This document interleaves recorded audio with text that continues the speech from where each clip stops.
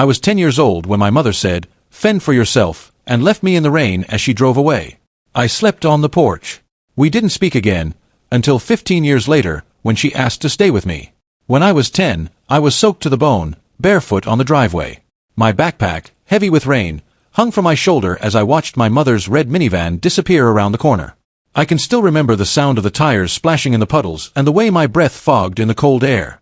"Fend for yourself," she had snapped, rolling up the window before she drove off. I didn't know what I had done wrong. Maybe I'd forgotten something at school, maybe I'd talked back, or maybe she'd just had a bad day.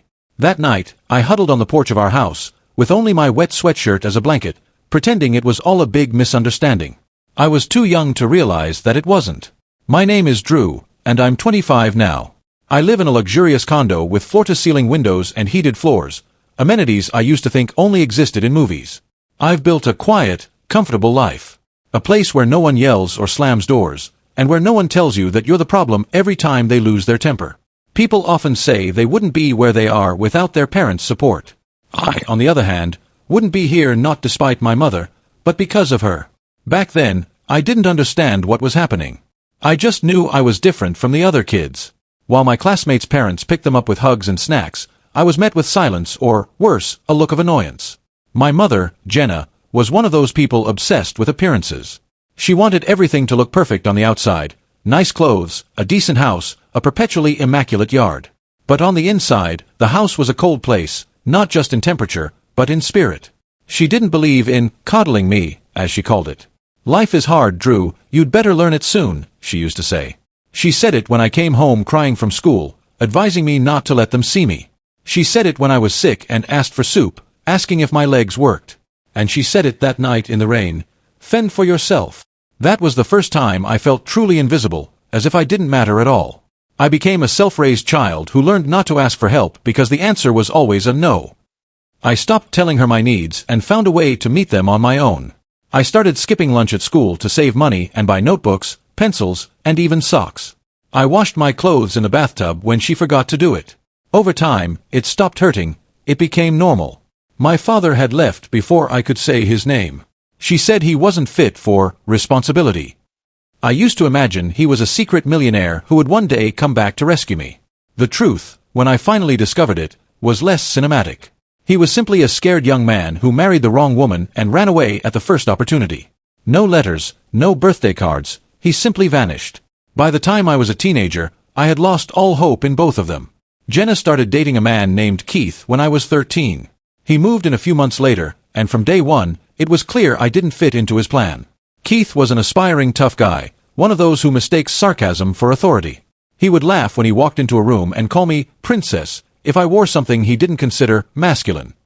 Once, I wore a sweatshirt with a quote from a book, and he mocked, "That's why you don't have real friends, Drew. You'd rather read about life than live it." Jenna didn't stop him. Sometimes, she even smiled, as if she enjoyed having someone else humiliate me. I think it made her feel less lonely in how she perceived me. The day I turned 15, I came home to find my room half empty. Keith had redecorated, arguing that I was too old for baby furniture, and threw out half my belongings, including a box of notebooks with stories I'd been writing since I was 11. Jenna told me not to be dramatic. I remember standing in the doorway, looking at the empty space where my desk used to be, and feeling something harden inside me. It was that day that I stopped talking, unless it was strictly necessary. I became quiet and focused. I started working at the library after school, saving every penny. In secret, I applied for college scholarships and had 2 part-time jobs during the summers. I was accepted into an excellent university 2 states away. I packed my things in silence and, on the morning of my departure, Jenna barely looked up from her coffee. "Don't you dare fail," was all she said. I didn't.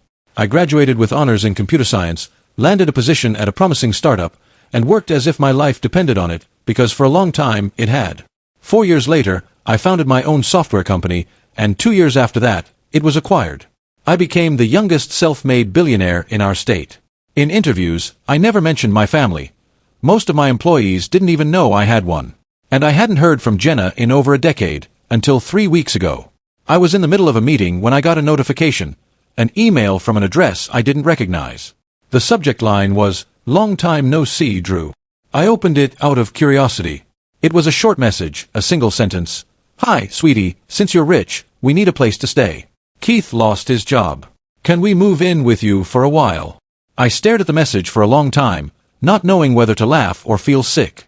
There was no apology, no warmth, just an expectation, as if nothing had happened, as if we were a normal family. That night, I poured myself a glass of wine, sat by the window, and read the message over and over again. All those memories came back in waves. The rain, the porch, the silence, the years of pretending it didn't matter. And now she wanted in. She wanted comfort, refuge, warmth, the very thing she had never given me. I opened my laptop, my fingers hovering over the keyboard, and started to write. I didn't reply right away. I just stared at the blinking cursor, feeling a mix of anger and disbelief. After 15 years of silence, not a single birthday message, not a word after my graduation, not even a like on the article announcing my company's acquisition, she appeared, asking for a place to live. As if we were old friends catching up, as if the past didn't exist. But what bothered me most wasn't her audacity, but the casualness with which she had said, we. Her and Keith. The same man who once held up my college acceptance letter as a joke, saying, I bet this school accepts anyone if they accepted you. The same guy who used to unplug the Wi-Fi when I had online homework because he needed the bandwidth for his video games. And now they wanted to live under my roof. Still, I didn't reply. I waited. Days later, I got another message, this time on Facebook. My mother had created a new account, with a profile picture of her and Keith smiling on a beach. The message read, Hi, sweetie, just wondering if you saw my email. Keith and I are going through a hard time. We would really appreciate our successful son's help. The heart emoji was the cherry on top.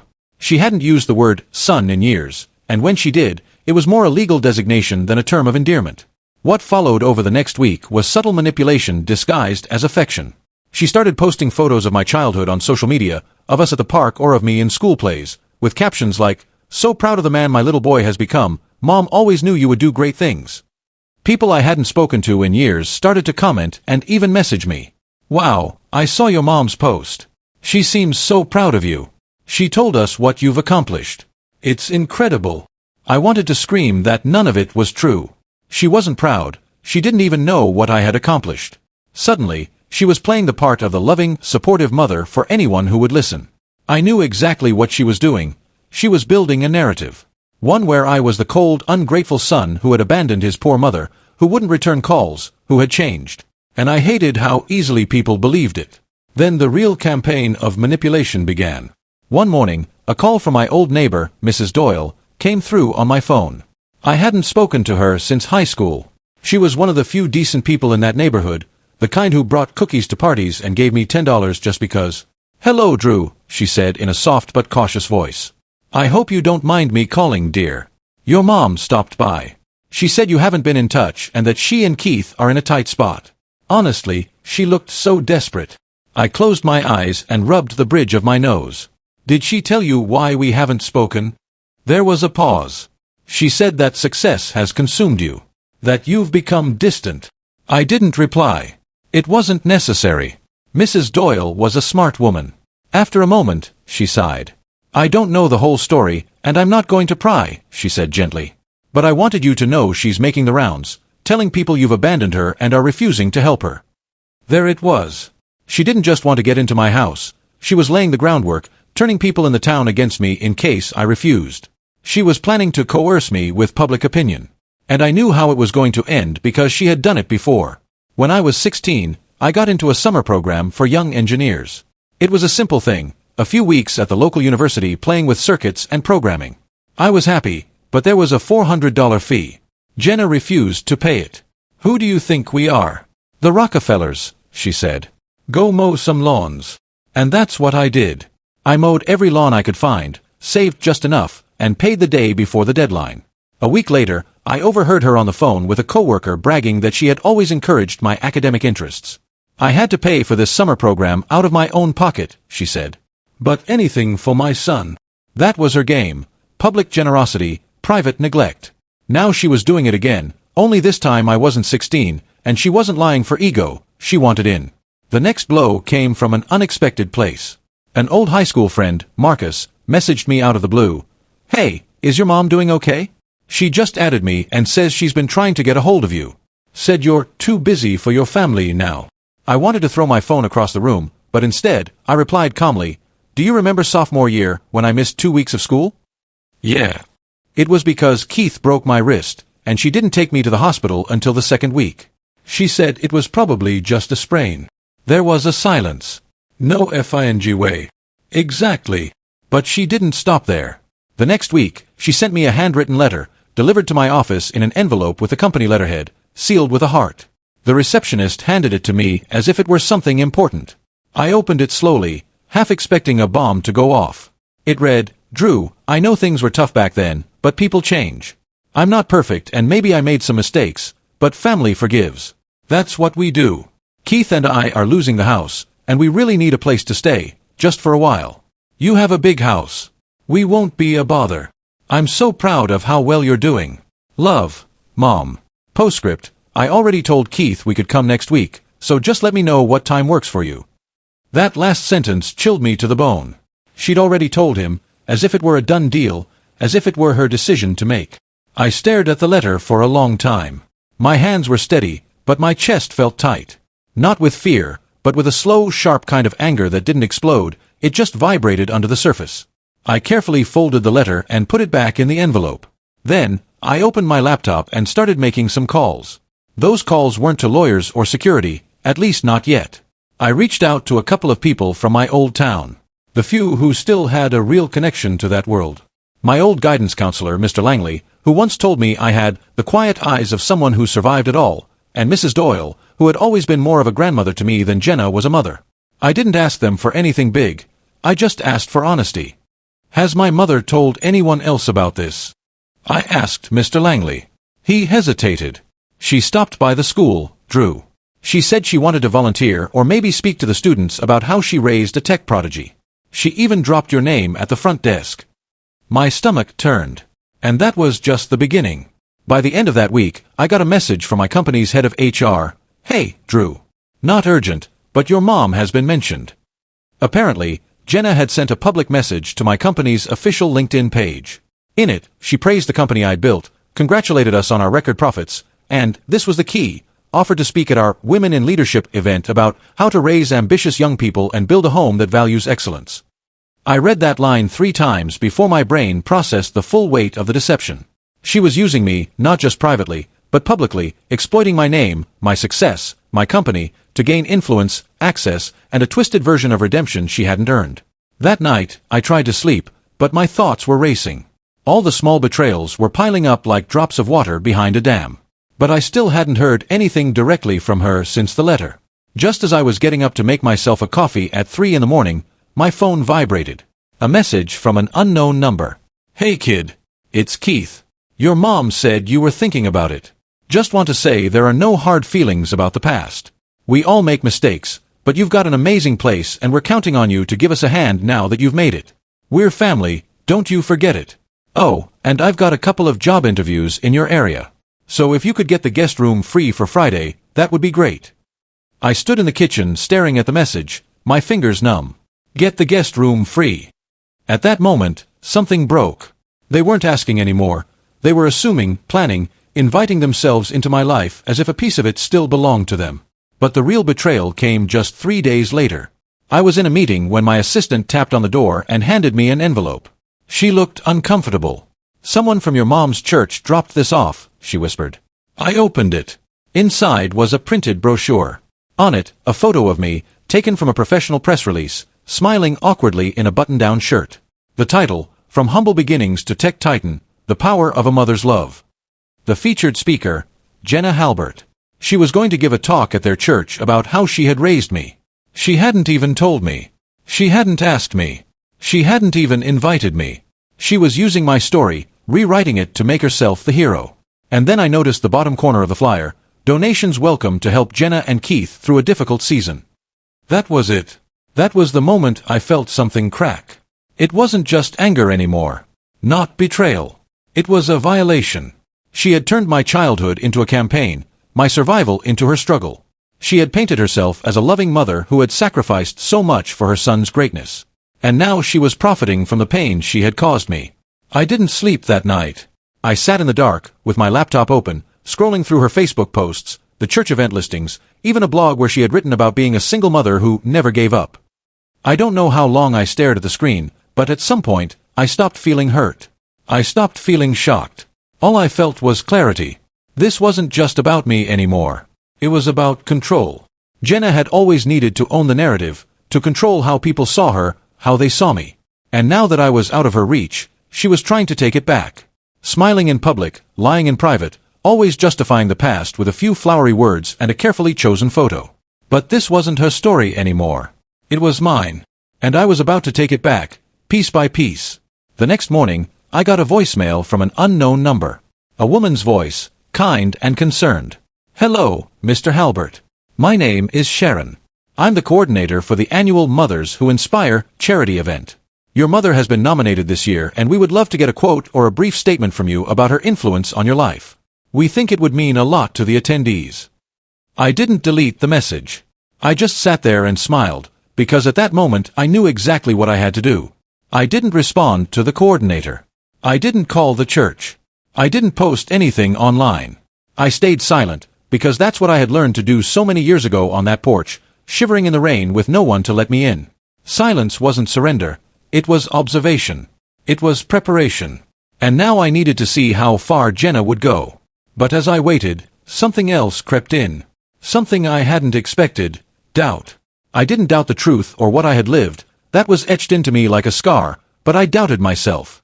I doubted if all those years of independence had truly freed me from her. Because the deeper she reached into my public life, the harder she tried to rewrite our history, the more I realized how little control I had over how the world saw her.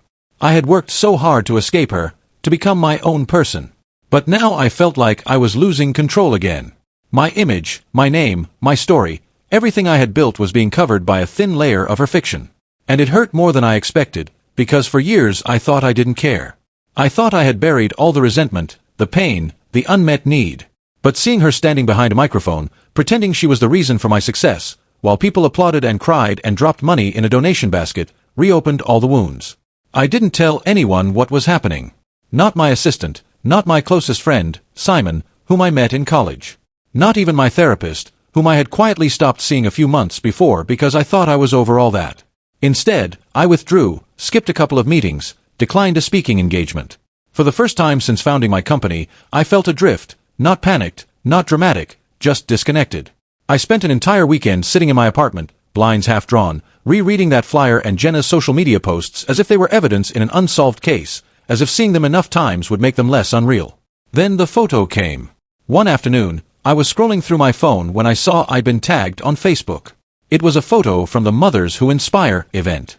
Jenna was at a podium with a bouquet of flowers, smiling like a saint.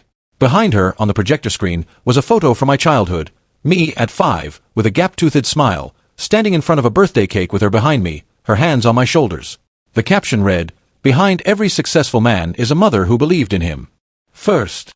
Thousands of likes, dozens of comments. "How beautiful, Jenna. You raised him so well. Such a strong mother. God bless you." Tearing up. What a journey.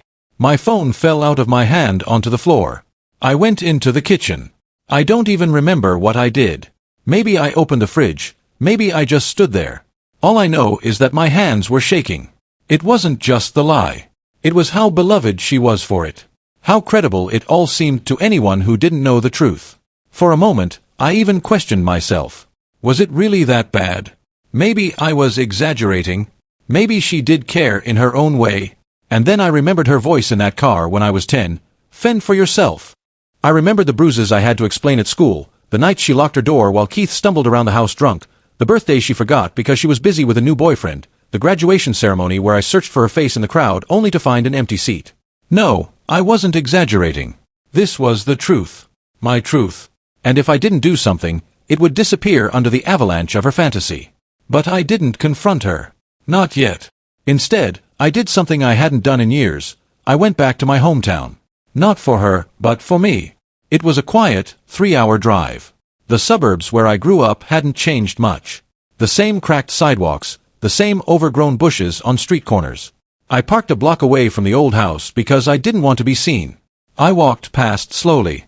The house was still there, with the same beige siding and sagging porch, but now it seemed smaller, less intimidating. The fortress of my childhood had become just another worn-out house on a quiet street. I stood in front of it for a while, watching the curtains move slightly, as if a ghost were shifting behind them. Then I left. That night, I checked into a modest motel near the freeway. I didn't need anything fancy, just space to think. For hours, I sat with a pen and a notebook and wrote everything down. Every incident, every memory I could summon. Not to dwell, not for self-pity, but for evidence. I was going to fight back. Not with my fists, not with anger, but with the truth, but not yet. I still needed to be quiet a little longer. I still needed to gather more proof, because Jenna had been telling stories her whole life. It was time for me to tell mine. The motel room smelled of mildew and the bed creaked every time I moved, but I hadn't felt this focused in years. Writing it all down, the rain, the porch, the broken wrist, the forgotten birthdays, was like stepping outside my own skin and seeing my life with clarity for the first time. It wasn't just a diary. It was an inventory, an exhibit, a record of what had truly happened, unfiltered by her fake smiles and curated stories. When the sun came up the next morning, I had already filled half a notebook. My hand ached, but my mind was lucid. The first thing I did was contact an old college friend, Rena. She had gone into investigative journalism, covering everything from corrupt school boards to shady charities. Rena had always been curious about my past.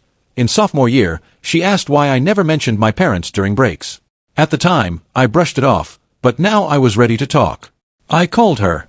No messages. I wanted to hear her voice. "Drew," she answered. "Wow, it's been a long time." We caught up for a few minutes and then I said, "I have a story about my mom. I think it's something you'll want to hear." There was a pause. "Is it personal?" she asked. "It's more than that," I replied. "It's public now, too. She's using my name, my success, telling the world she raised me with love and sacrifice. She's speaking at events, taking donations, giving interviews, and it's all a lie." I could almost hear her lean in. "Send me everything," she said. "Every memory, every message, every post." And I did. I spent 3 days organizing it all. Photos, school records, screenshots, even a copy of the emergency room visit from when Keith broke my wrist. Rena was methodical and professional, but I also sensed a quiet fury on my behalf. I noticed it in her messages. She didn't say it outright, but I could tell she wanted justice almost as much as I did. In the meantime, my company was thriving. We had just signed a major deal with a global logistics firm that would put us in front of a whole new clientele. I walked into that boardroom the following Monday a different person. I wasn't just the CEO. I was a man who had weathered the storm, who had been struck down by it, and was now walking with the strength of a lightning bolt in his bones. My team noticed it. Simon, my CTO and closest friend, pulled me aside after the meeting. "You've been different lately," he said. "Sharper, more focused." "I've stopped being afraid of ghosts," I replied. That same week, I was invited to speak on a panel for young entrepreneurs. I almost said no, it felt too soon, but something inside me pushed me to accept. This time, I didn't shy away from my story. I didn't pretend I came from a neutral, forgettable background. I didn't say my family supported me. I said I came from abandonment, from survival, from fending for myself when no one else would. And if you're in that position now, don't let anyone shame you into silence. The applause was different. It wasn't just loud. Afterward, a young woman approached me, her energy nervous. "Thank you," she said, her voice shaking. "No one says that out loud. That sometimes your family is the thing you have to overcome." I nodded in silence. That was the moment I realized this wasn't just about me anymore. It was about every kid who ever stood on a porch in the rain, every child who grew up invisible, every adult who had to build themselves from broken pieces.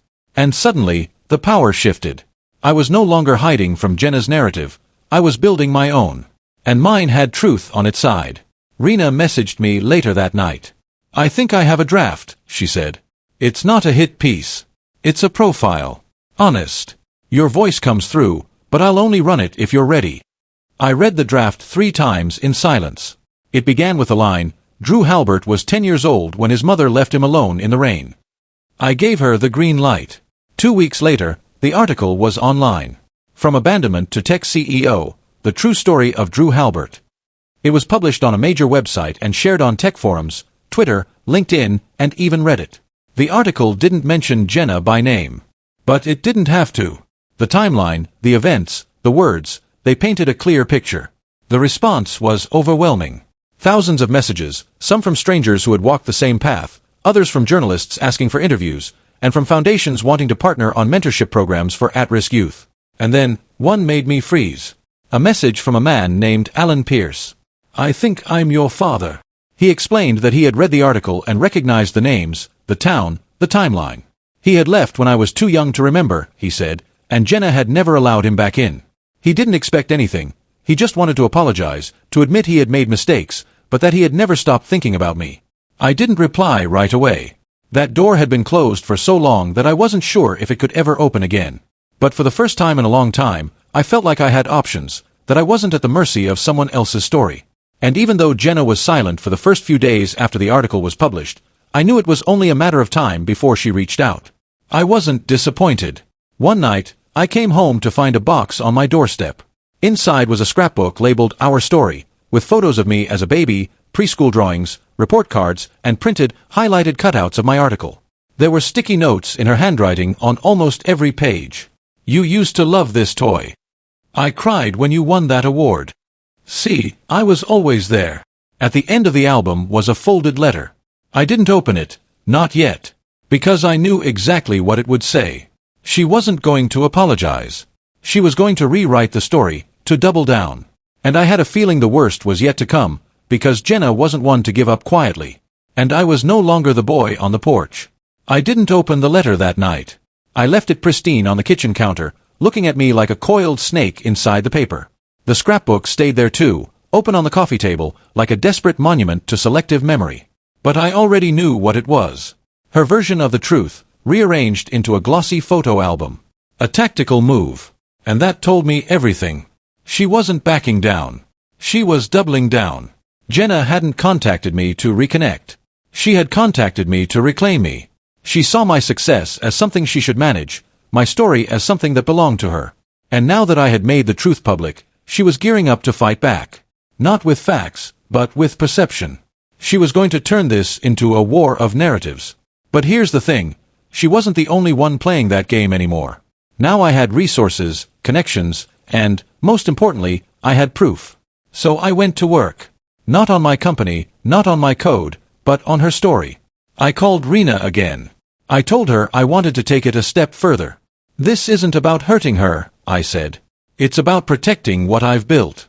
She's not just using my name, she's shaping my legacy with a lie." Rena didn't hesitate. "Then let's go deeper. But you'll need more than memories." That's when I started to gather. First, I filed a Freedom of Information Act request to get all the Child Protective Services reports from my zip code that mentioned our address. I didn't know if anything had ever been officially reported, but I remembered the day Mrs. Doyle gave me a box of cookies with a quiet whisper, "You can come to my house if you ever feel scared, okay?" Then, I tracked down my old high school principal, Mr. Burns. I wasn't sure if he was still around, but it turned out he was retired and living in Florida. He remembered me, the quiet kid, always polite. "You came in with bruises once. You told us you fell down the stairs." "I didn't," I told him. "Keith pushed me." He sighed. "I figured as much, but without proof." "I'm not looking to prosecute," I said. "I'm looking to protect myself now. She's rewriting things publicly. I want to make sure the truth is preserved."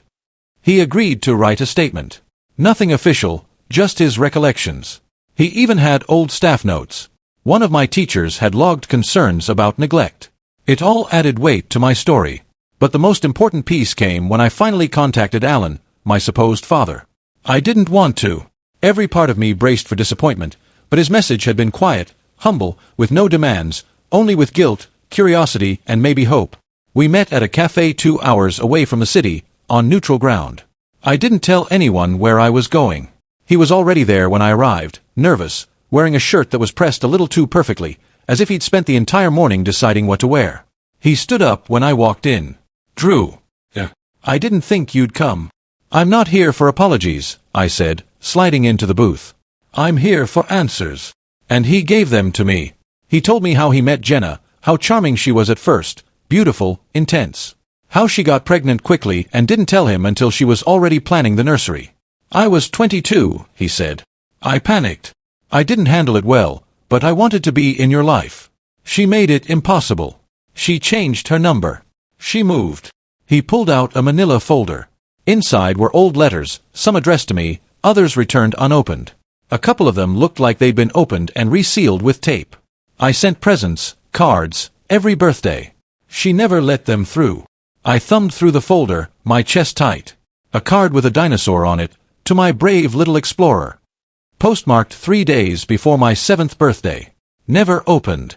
She told everyone I abandoned you, he said. But I didn't. I wasn't perfect, but I never gave up. She just erased me. I believed him because it was exactly what she had done to me, too. She erased people when they stopped serving her narrative. And now she was trying to erase the truth again. Only this time, I wasn't a child. I left that cafe with something more valuable than evidence. I left with clarity. Jenna was building a house of lies. I was collecting the matches. The next week, I was invited to speak at a national leadership summit. It was a major event. Thousands of attendees, live-streamed panels with CEOs, authors, influencers. My team prepared a safe, standard speech, building resilience through innovation. But I threw it away. I got up on that stage, looked out at the crowd, and I told them the truth. Not just the headline version, not just the article summary, but the whole truth. Told them what it means to build something without support. What it feels like to succeed, not thanks to your family, but in spite of it. I talked about the long-term weight of abandonment and how the people who break you may one day try to take credit for your healing. And I ended with this: legacy isn't about who raised you. It's about who accepted you and who tried. So be careful who you let write your story. Sometimes the villain shows up with a bouquet of flowers and a smile for the cameras. The ovation wasn't loud, it was long, the kind of applause that starts slow and builds like a wave. And as I stepped off that stage, I felt something I hadn't felt in years: peace. Not because the storm was over, but because I finally knew where I stood.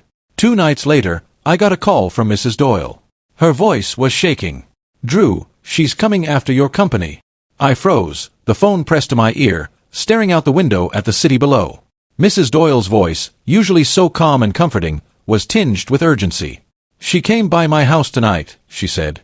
"Jenna told me you've been slandering her, that she might need to take legal action if you don't stop." "Legal action against me?" She went on. She was waving some printed pages around, screenshots of that article, your speech, saying you made her out to be an abuser. I thanked her, assured her not to worry, and hung up. Then I sat in silence. This didn't surprise me. Jenna never accepted defeat quietly. Of course, she would turn the truth into a threat. Of course, she would try to spin the narrative again and position herself as the victim. But attacking my company, that was a mistake, because she thought she still had power. She didn't know that I had already changed the tide. So I went to work. The next morning, I met with our in-house legal team. I laid everything out for them: the emails, the social media posts, the flyers, the fabricated church speech, the letter she left with the "I already told Keith we're moving in" message, the scrapbook, Keith's voicemail, and now the veiled threat of legal action. "She's making noise," I said. "I want to make sure this doesn't reach our investors or clients with the wrong framing." Our head of legal counsel, Kara, as sharp as a razor blade, nodded. "We'll draft a public statement, but I suggest something quieter first, a cease and desist. Quiet, factual, airtight, not just for her, but for anyone spreading falsehoods about your involvement or your company." That was step 1. Step 2 was a call to Rena. "I want to run part 2 of the story," I said. "Are you sure?" she asked. "It gets personal. If we print what Alan shared." "I'm not going to drag this through the mud," I said. "I'm just going to tell the truth. She's using my name to raise funds. She's rewriting history. If she wants to come at me with legal threats, fine. But first, we're going to put her lies under the microscope." So we wrote the follow-up together.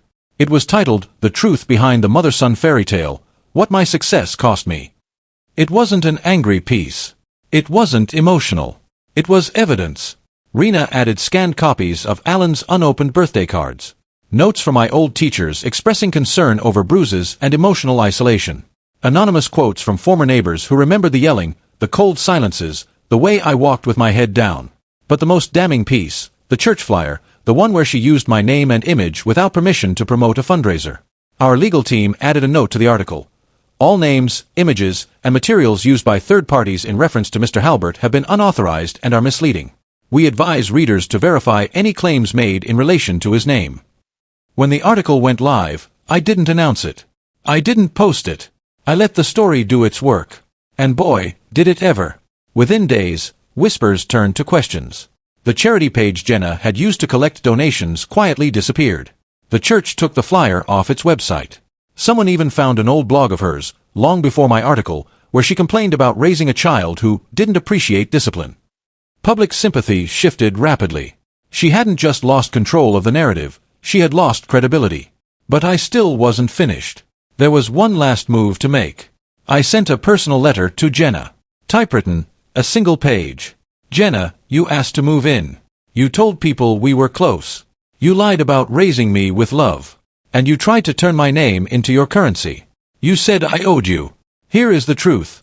I owe you nothing. What I built alone. The night you left me in the rain wasn't a one-off mistake. It was a pattern. And now that the world sees who you really are, I am done responding to your drama. Consider this your formal notice. You are not welcome in my life. Not in my house, not in my business, not in my future. Sincerely, Drew. Attached to the letter was a copy of the cease and desist order. I didn't email it or mail it. I hired a process server to deliver it to her by hand, in public, at a coffee shop she frequented with her church friends. I wasn't there, but I heard about it from someone who was. Apparently, when the server called her name, she smiled and waved like a celebrity being recognized. When he handed her the envelope, she looked confused, then stunned, then furious. But there was no scene, because no one likes an idol with cracked paint. In the following days, Jenna went silent. Her social media was scrubbed. No more posts about me. No more proud mom quotes. Just silence. Keith tried to contact me once. A long, rambling message about misunderstandings and let's talk like men. I blocked him. I didn't need to say anything else, because the revenge wasn't loud, it was final. It wasn't about hurting her. It was about removing her from the story she never deserved to be in. A month passed, then two, and the silence held. No more Facebook posts, no calls, no letters. The scrapbook disappeared from my doorstep one day. I assumed someone came to collect it, though I didn't ask who. Jenna faded from my periphery like a song I had long stopped listening to. Her name no longer came up in meetings, interviews, or articles. My story was mine again. But consequences always find their target, even without a headline. I learned details from people in my old town, Mrs. Doyle, Rena, and even an old neighbor who had read the articles and reached out through my website. Jenna's church quietly removed her from their list of speakers. Silently, with no fanfare. She still attended, but the word had gotten out.